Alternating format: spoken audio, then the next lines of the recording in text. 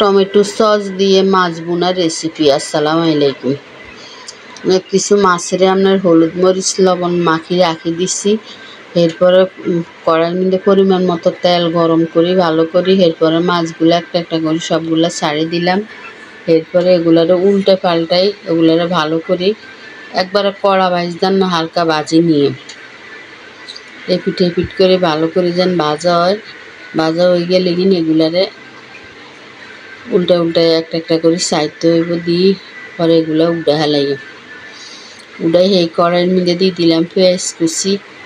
এরপর দিলাম 2টা কাঁচামরিচ ফালি। দেওয়ার পরে আমি এগুলারে ভালো করে ভাজি নিয়ে একটু সামান্য লবণ দিয়ে দিলাম। দেওয়ার পরে রসুন বাটা দিয়ে দিলাম। রসুন বাটাটা একটু ভাজা হইলে হলুদের গুঁড়া দিয়ে আধা চামচের তো কম দিলাম, মরিচের গুঁড়া দিলাম।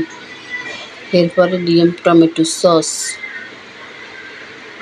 যে দামন টমেটো, সবাইকে আর টমেটো কিনে খাইতে পারেন। এইভাবে সিজনের টাইমে যদি টমেটো আপনারা কিনি সস বানায় রাখেন, এগুলারে পরে খাওয়া যায়।